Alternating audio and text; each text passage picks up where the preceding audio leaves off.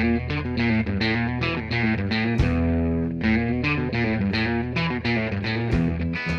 Kettleers headed to Bourne for the second time in 3 days today, eyeing their second win at Durand Park over that span, and their third win at Bourne this season. As usual, Nick Gonzalez batted leadoff today, and he started the game by shooting off a cannon, torching a fastball to left that easily carried the short fence and allowed Gonzalez to circle the bases and put the Kettleers up by 1 as early as humanly possible. Casey Schmidt stepped into the box next, and seeing one he liked, he turned on it to left field too. There was no doubt this one would leave the yard as well, because it looked almost exactly the same as Nick Gonzalez's homer the prior at bat.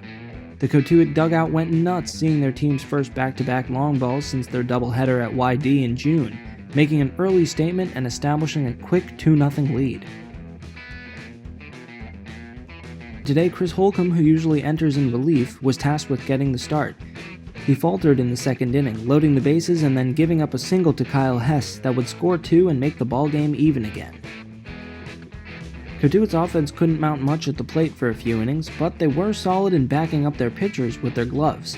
In the 6th, Nick Gonzalez fielded a grounder and flipped it to Adam Oviedo at the bag, who effortlessly completed the double play to McWhorter at first to get out of the inning.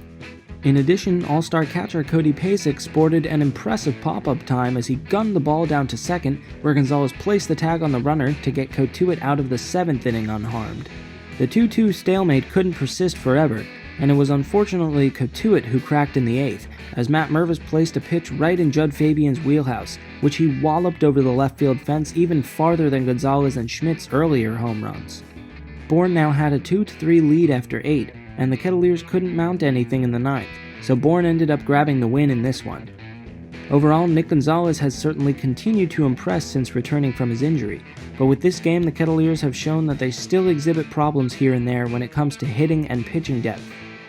The Kettleers will seek to bounce back from this one in Orleans tomorrow, looking for their first win over the Firebirds this season.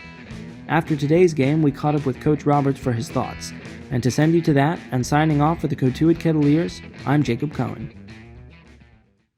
Richard Brereton, extremely sharp today, inherited a really hard situation. What does this performance do for your confidence in him moving forward?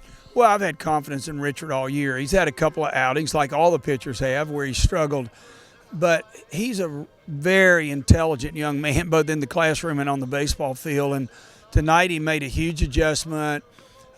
His breaking ball was down in the strike zone, the best it's been all summer. So he did an excellent job to keep us in the game, and so did Matt Moore. And, our problem tonight was we just struck out way too much with men on base. And as I told him, we will move the baseball with people on base because we're going to shorten our swings and we're going to practice until we move the baseball because that part's unacceptable. If we got somebody out there throwing 105, that's different. But there was no their pitching was very good and they threw strikes. And I liked their pitchers that were out there tonight, but they weren't throwing 105. Exactly. Yep. First two batters opened the game with back-to-back home runs. When's the last time you saw that happen, the first two batters going back? I don't remember. I have no idea.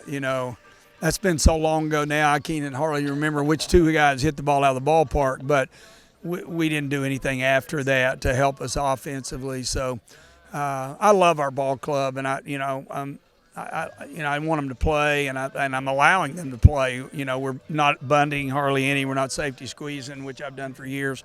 They're just a good club, and I want them to play. But when you get in close games, you got to move the baseball when you have people out on the sacks. Exactly.